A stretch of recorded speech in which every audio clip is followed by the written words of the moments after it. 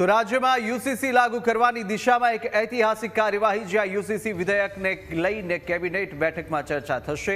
25 માર્ચના રોજ વિધાનસભામાં રજૂ થશે યુસીસી વિધેયક અને વિધાનસભા સત્રના છેલ્લા દિવસે બિલ લાવવાની તૈયારી। યુસીસી કમિટીએ મુખ્યમંત્રીને આ તરફ ફાઇનલ રિપોર્ટ સોંપ્યો છે। સીએમ નિવાસ સ્થાને મુખ્યમંત્રી ભૂપેન્દ્ર પટેલને રિપોર્ટ સુપ્રત કર્યો। આ તરફ 4 ફેબ્રુઆરીએ 2025ના રોજ થઈ હતી કમિટીની રચના અને લગ્નની વય 21 વર્ષ કરવાની અને એકથી વધુ લગ્ન પર પ્રતિબંધની ભલામણ થઈ। તમામ ધર્મ માટે સમાન છૂટાછેડા અને લિવ ઇન રજિસ્ટ્રેશન ફરજિયાત થયું છે। આદિવાસીઓના પરંપરાગત રિવાજોને પણ મુક્તિ મળી શકે। આ તરફ મુસ્લિમ મહિલાઓને વધુ રક્ષણ આપતી જોગવાઈની શક્યતા છે અને સાથે કામકાજ સલાહકાર સમિતિની બેઠકની અંદર મહત્વનો નિર્ણય લેવામાં આવ્યો। ઋષિકેશ પટેલ અને શૈલેષ પરમાર સહિતના નેતાઓ બેઠકમાં હાજર રહ્યા। રિપોર્ટ સ્વીકારાના ગણતરીના કલાકોમાં જ વિધેયક લાવવાની તજવીજ શરૂ થઈ ચૂકી છે। વધુ વિગતો મેળવીશું। સંવાદદાતા મલ્હાર સીધા આપણી સાથે જોડાયા છે। મલ્હાર, યુસીસી લાગુ કરવાની દિશામાં હવે કાર્યવાહી થઈ ચૂકી છે અને શરૂઆત થઈ ચૂકી, બેઠકોનો દોર પણ થયો, શું અપડેટ?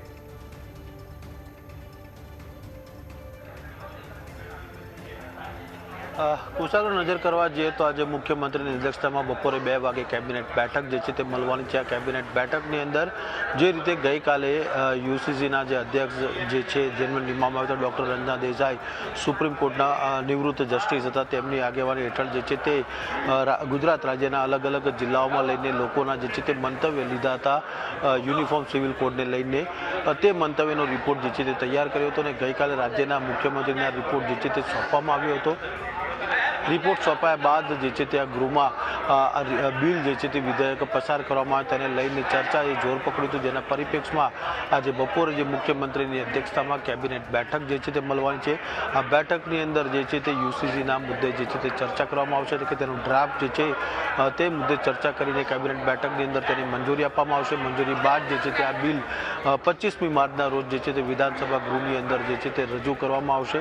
આ ઉપરાંત કેબિનેટ બેઠકની અંદર જે છે તે રાજ્યની વર્તમાન પરિસ્થિતિને લઈને ચર્ચા કરવામાં આવશે।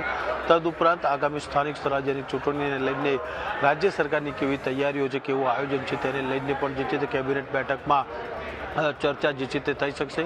આ ઉપરાંત સ્થાનિક સ્વરાજ્ય ચૂંટણી પહેલાં કયા મહત્વના પ્રોજેક્ટો છે જેનું લોકાર્પણ અને ખાતમુહૂર્ત થઈ શકે છે તે મામલે પણ કેબિનેટ બેઠકની અંદર જે છે તે ચર્ચા હાથ જે છે તે ધરવામાં આવનાર છે। આ ઉપરાંત રાજ્યમાં વાતાવરણમાં જે રીતે પલટો આવી રહ્યો છે, એટલે કે રવિ પાકોને નુકસાન અને તેની સાચવણી કઈ રીતે કરવી તેને મુદ્દે પણ જે છે તે કેબિનેટ બેઠકની અંદર ચર્ચા થશે। સાથોસાથ જે રીતે રાજ્યમાં ઉનાળોની આકરી ગરમી પડી રહી છે ત્યારે રાજ્યમાં પાણીના સ્ત્રોતોની શું પરિસ્થિતિ છે, આ સાથોસાથ સિંચાઈના પાણીની પણ શું વ્યવસ્થા કરાઈ છે તે મામલે જે છે તે કેબિનેટ બેઠકની અંદર ચર્ચા જે છે તે હાથ ધરવામાં આવનાર છે। પરંતુ કુશાગ્ર સૌથી મહત્વની જો વાત કરવા જઈએ તો યુનિફોર્મ સિવિલ કોડને લઈને પણ જે છે તે કેબિનેટ બેઠકમાં મહત્વની અને ગંભીર ચર્ચા થશે। ડ્રાફ્ટ મુદ્દે જે છે તે ચર્ચા થશે અને ત્યારબાદ કેબિનેટમાં તેને જે છે તે મંજૂરી આપીને એ બિલ જે છે તે આવનારા દિવસોમાં ગૃહમાં રજૂ થાય તે મામલે જે છે તે કેબિનેટ બેઠકમાં ચર્ચા કરવામાં આવશે।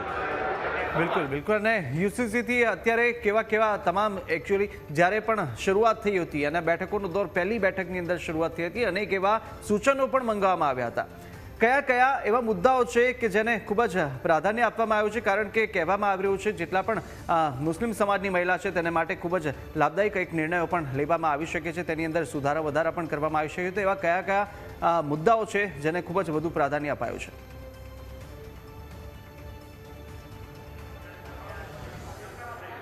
ચોક્કસથી જે રીતે યુસીસીની જે ટીમની રચના કરાઈ હતી, ડૉક્ટર રંજના દેસાઈ જે સુપ્રીમ કોર્ટના પૂર્વ જજ જે છે તેમની અધ્યક્ષતા હેઠળ જે છે તે કમિટીની રચના કરાઈ હતી। આ કમિટીમાં લગભગ 5 થી 6 સભ્યોની હતી।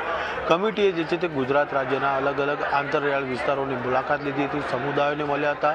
દક્ષિણ ગુજરાત છે, પછી અંબાજીથી ઉમરગામનો જે ટ્રાઇબલ વિસ્તાર છે, આ તમામ વિસ્તારોની અંદર મુલાકાત લીધી હતી, લોકોના ઓપિનિયન લીધા હતા કે જે રીતે સિવિલ કોડ જે લાગુ કરવામાં આવે છે કે તેને લઈને તેમના મંતવ્યો શું છે, તેમની રજૂઆતો શું છે, આ તમામ મુદ્દાઓને લઈને ચર્ચા કરી હતી। તે મુદ્દાઓને ધ્યાને રાખીને જે છે તે આખો રિપોર્ટ જે છે તે તૈયાર કરવામાં આવે છે।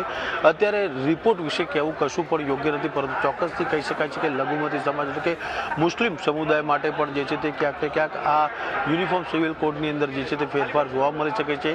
આદિવાસી સમાજને પણ પ્રાધાન્ય જે છે તે આપવામાં આવ્યું છે, એટલે કે આદિવાસી સમાજના હિતમાં પણ જે છે તે આ રિપોર્ટની અંદર મહત્વ મહત્ત્વના નિર્ણય હોય તો તેમાં કોઈ નવાઈ નહીં, પરંતુ જ્યારે ગૃહમાં આ બિલ રજૂ થશે ત્યારે જ ખ્યાલ આવશે કે કમિટી દ્વારા કયા સૂચનો ટાંકવામાં આવ્યા છે, કયા રિપોર્ટો તૈયાર કરવામાં આવે છે. તે ગૃહના દિવસે એટલે કે 25મી માર્ચના રોજ જ્યારે ગૃહની અંદર આનું વિધેયક બિલ રજૂ થશે ત્યારે જ ખ્યાલ આવશે કે સરકાર જે છે તે હવે યુનિફોર્મ સિવિલ કોડમાં કયા નવા કાયદાઓ લાવી રહી છે, નવી જોગવાઈઓ લાવી રહી છે, કયા સુધારા વધારા કરી રહી છે. બિલકુલ, માહિતી સાથે જોડા બદલ આપનો આભાર. પરંતુ અત્યારે જે મહત્વની અપડેટ છે અને એ જ છે કે યુસીસી લાગુ કરવાની દિશામાં હવે ઐતિહાસિક કાર્યવાહી શરૂ થઈ ચૂકી છે અને સાથે જ આ તરફ 25 માર્ચના રોજ જ્યાં વિધાનસભાની અંદર રજૂ થશે યુસીસી વિધેયક.